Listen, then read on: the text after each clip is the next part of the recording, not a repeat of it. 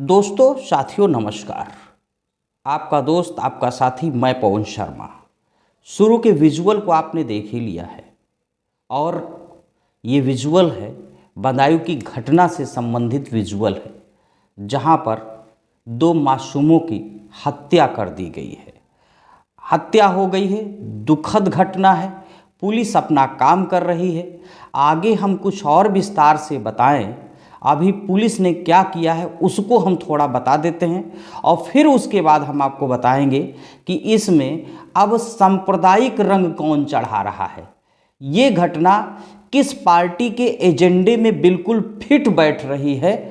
अब उत्तर प्रदेश में वो पार्टी किस एजेंडे के साथ कदम से कदम मिला करके चलने की तैयारी कर ली है। एक एक लोगों का हम बयान सुनाएंगे, साथ ही क्षत्रिय महासभा के हों चाहे अन्य हिंदू संगठन हैं जो वहाँ पर पहुँचे हैं, किस तरह से बयानबाजी कर रहे हैं, किस तरह से स्थानीय लोग जो वहाँ पर बाहरी पहुँचे हैं वो बयानबाजी करके किस तरह से इसको सांप्रदायिक चश्मे में, हिंदू मुसलमान के चश्मे में बनाने की कोशिश हो रही है। ये बड़ी दुखद है। दो मासूमों की हत्या हुई, ये बहुत ही दुखद घटना है।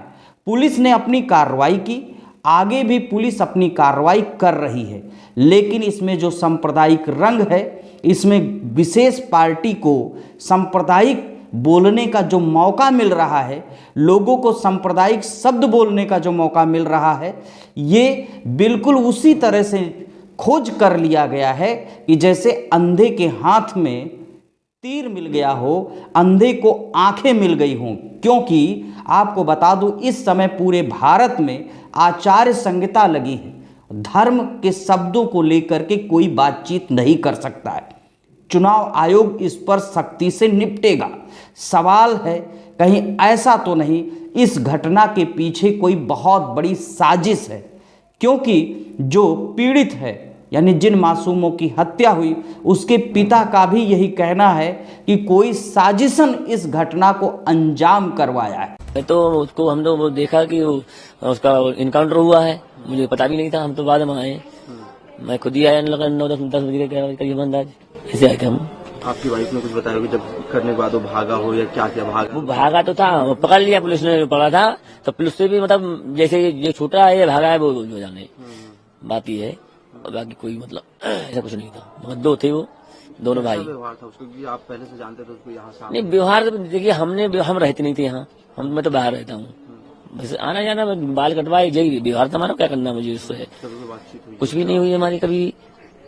पता नहीं है क्यों मैटर क्या बना इसका, या किसी ने मैटर बनवाया है, पता नहीं। इसके हाथ का ऐसा काम करवाया कि हम ऐसा करें, इस चीज तो हमें भी पता नहीं चल रहा है। बीच वाले बेटी की हालत कैसी है? बीच वाली तो सही है, क्योंकि थोड़ा चोट लगी है हाथ में, वो दूसरे घर में है।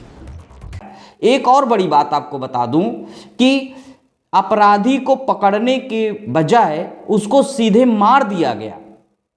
सवाल है, अगर उस जिंदा होता तो उससे कड़ाई से पूछताछ होती कि आखिर उसने इस घटना को, इस वारदात को अंजाम क्यों दिया, खुलासा हो जाता।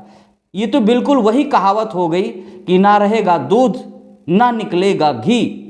सवाल है, जब वो मर गया तो सारे सवालों की गुत्थी दफन हो जाएगी, हत्या के राज दफन हो जाएंगे। हत्या के बाद जो चुनावी सियासत है, जो वर्तमान समय की पार्टी पर फिट बैठती है, अब उसको सांप्रदायिक रंग देने में किस तरह से जुट गई है, एक एक को पर्दाफाश करूंगा। आप लेकिन वीडियो को देख करके विचलित बिल्कुल न होइए। आपका जो चुनाव है, जो सिलेक्शन है, लॉ एंड ऑर्डर पर होना चाहिए, जिसमें उत्तर प्रदेश की योगी सरकार बिल्कुल फेल है और इस चुनाव को सांप्रदायिक रंग की ओर एक तरह से उनके समर्थक मोड़ने का प्रयास कर रहे हैं। पहले हम आपको बता दूं कि पुलिस ने क्या कहा, उसको पढ़ करके सुनाता हूं। मंगलवार को मंडी चौकी में उससे चंद्र कदमों की दूरी पर, समझिए जहां पुलिस रहती उससे चंद्र कदमों की दूरी पर दो मासूमों की हत्या कर दी जाती। पुलिस को जब पता चलता है तो आनन फानन में उच्चाधिकारियों तक बात जाती है। उसके बाद आरोपी को पकड़ा जाता है, उसे मार दिया जाता है। इनकाउंटर बता दिया जाता है कि इनकाउंटर में उसे मार दिया गया। ठीक, अच्छी बात है, अपराध किया, मार दिया गया। उसके बाद क्या होता है कि भीड़ पहुंचती है, आगजनी करती है, नारेबाजी करती है। उसके बाद मौके पर डीएम पहुंचते हैं, एसपी पहुंचते हैं, तनाव के माहौल को देखते हैं, पुलिस प्रशासन वहां पर तैनात कर दिया जाता है। आपको एक और बात बता दूं कि जो दो मासूमों की हत्या हुई, एक की उम्र 12 साल है, दूसरे की उम्र लगभग 8 साल है, दोनों छत पर खेल रहे थे। लेकिन जो मासूमों की मां है उसका बयान कुछ और है कि क्योंकि जो मरने वाले थे, जो मारने वाले थे, उन्होंने 5,000 रुपये मांगे थे। एक बात और बता दूं कि आक्रोशित भीड़ ने क्या किया, झाड़ियों के आग के हवाले कर दिया और क्या किया, दुकानों में तोड़फाड़ की, बाइक में आगजनी की, पथराव किया, मारपीट किया। और उसके बाद अब जो पहुंचे हुए हैं वो लोग कैसी बयानबाजी कर रहे हैं, उसके एक एक वीडियो को हम आपको सुनाएंगे। एक शख्स कह रहा है कि मैं क्षत्रिय महासभा का हूं, एक शख्स कह रहा है मैं क्षत्रिय महासभा का हूं। मैं उस शख्स से पूछना चाहता हूं, तुम जो इन दो मासूमों की हत्या करने पर राजनीति करने चले आए हो, तो हाथरस में तुम्हारे क्षत्रिय वंश के लोगों ने एक बेटी के साथ बलात्कार किया था, दरिंदगी से उसका मर्डर कर दिया था, तब क्या वहां बुलडोजर चला? तब क्या वहां कार्रवाई हुई? तुम लोगों ने कोई सभा निकाली? तुम लोगों ने कोई शोक यात्रा निकाली? सीतापुर लखीमपुर में अजय मिश्रा उर्फ टहनी ने किसानों को गाड़ी चढ़ा करके मार दिया। तुमने कोई सभा की? तुमने कोई वचन दिया? तुमने दानों सुर और असुर का कोई नारा दिया? मर्डर जब तुम्हारे सियासत पर फिट बैठता है तो तुम आवाज उठाते हो, जब तुम्हारी सियासत पे फिट नहीं बैठता है तो तुम खामोश हो जाते हो। अगर हत्यारा तुम्हारे वंश का होता है तो तुम्हारे मुंह में दही जम जाता है, हत्यारा अगर दूसरे वंश का होता है तो तुम्हारे मुंह से उबाल आने लगता है। सवाल है, हर बात में हिंदू मुस्लिम का चश्मा क्यों देखते हो?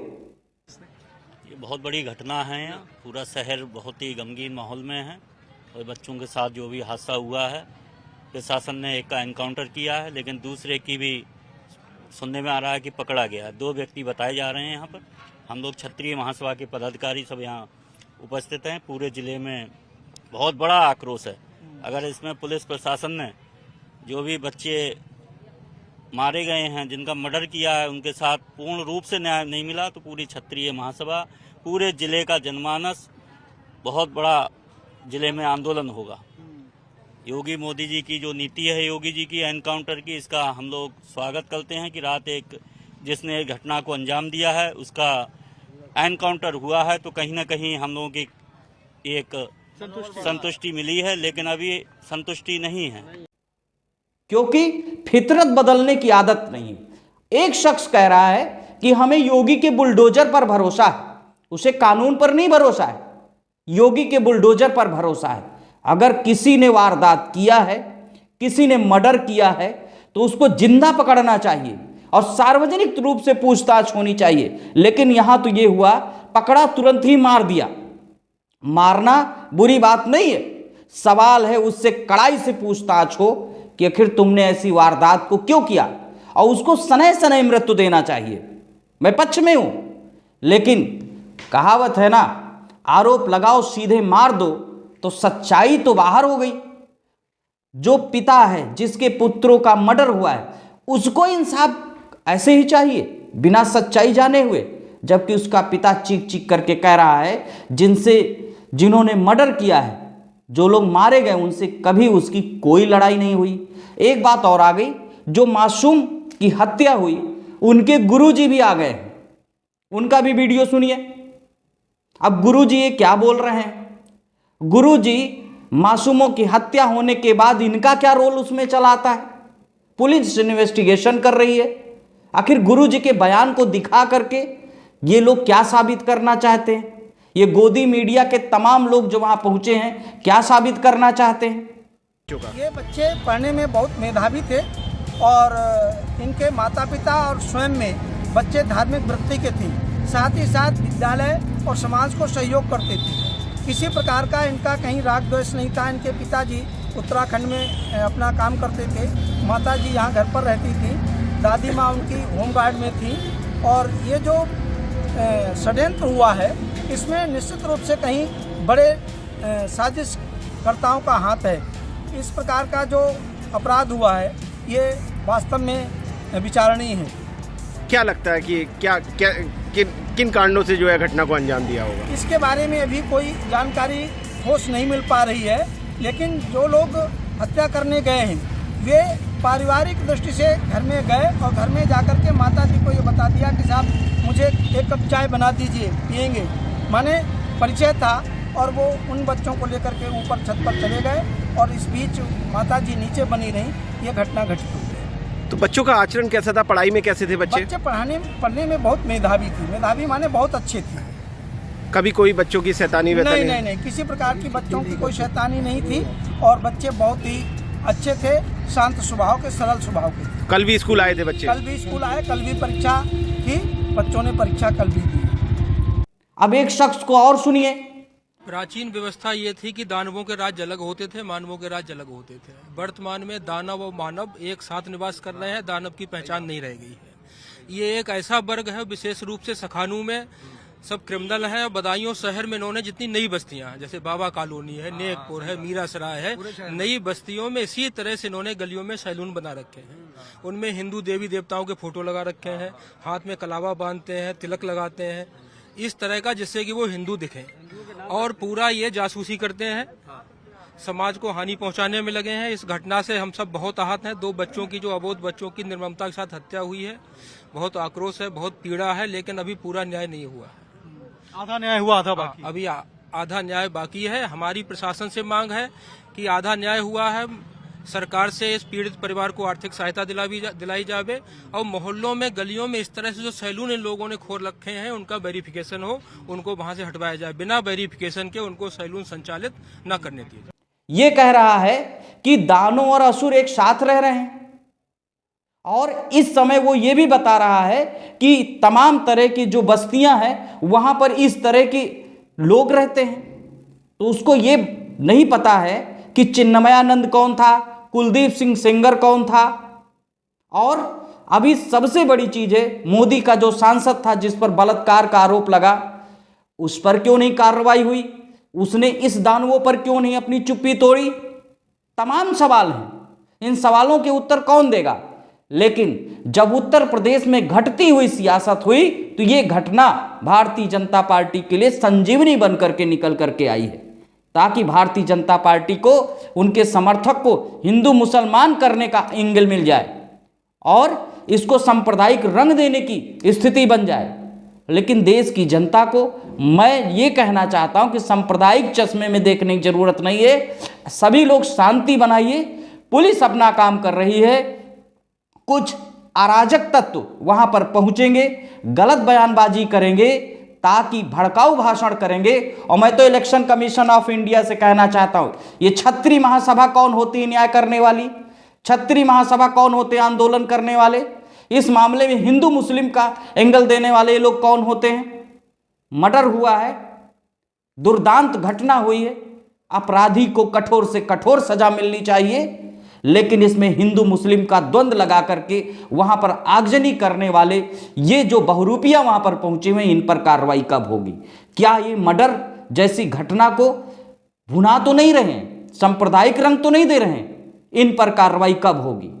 सवाल है, कई सवालों की गुत्थी है। इस पर फिर हम एक वीडियो आपके सामने लेकर के पेश होंगे और मटेरियल हम आपको दिखाएंगे। जो मटेरियल कुछ बाकी रह गया कि आखिर सवाल है, सत्तारूढ़ पार्टी अपनी तारीफ करवाने के चक्कर में क्या क्या करवाएगी, मर्डर में हिंदू मुसलमान का एंगल कैसे निकलवाएगी? ये तो बहुत ही घिनौना चरित्र है। ये बहुत ही घिनौनी बात है कि अगर चुनाव में हिंदू मुसलमान का एंगल ढूंढा जाए। और आपको बता दूं कि कोड ऑफ कंडक्ट के तहत कोई बात नहीं कर सकता है, लेकिन जिस तरह से कोड ऑफ कंडक्ट के अंदर इस वारदात को करवाया गया, क्योंकि गुरुजी भी ऐसे ही बोल रहे हैं, पीड़ित का पिता भी बोल रहा है और जो आरोपी है उसके भी घर वाले बोल रहे हैं कि उसका एक बेटा तो घर पर ही था। सवाल है कि पकड़े जाए, पूछताछ हो, कड़ाई से पूछताछ हो, पूछताछ सार्वजनिक की जाए और उन पर भी कड़ाई से अंकुश लगाया जाए जो वहां पर जा करके बता रहे हैं हम क्षत्रिय वंश से हैं, ईंट से ईंट बजा देंगे। क्या ईंट से ईंट बजा दोगे? जब उन बच्चों का मर्डर हो रहा था तब तो तुम थे नहीं वहां पर, तुमने कुछ जाना नहीं। पुलिस काम कर रही है और पुलिस के साथ मिल करके तुम लोग सांप्रदायिक भाषण क्यों दे रहे हो? यानी पुलिस इस बात के लिए भी कुछ दबी हुई होगी कि सत्ता पक्ष के लोग हैं। सवाल है, मैं तो पुलिस अधिकारियों से कहना चाहता हूं जो मीडिया पे सांप्रदायिक बयान दे रहे हैं कि हम क्षत्रिय वंश के हम ये कर देंगे, हम फला वंश के हम ये कर देंगे, सुर और असुर हैं। तो आपको बता दूं, इसके पहले भी मोदी के संसदीय क्षेत्र में एक कांस्टेबल ने टीचर को गोली मार दी थी। उसमें क्यों नहीं आप गए? वहां क्यों नहीं आपने रंग निकाला? वहां हिंदू ने हिंदू को ही मार दिया, उस पर आप लोग क्यों सियासत करने नहीं गए? उसको न्याय दिलाने के लिए क्यों नहीं गए? तब खामोश क्यों हो गए आप लोग? शर्म आनी चाहिए तुम लोगों को।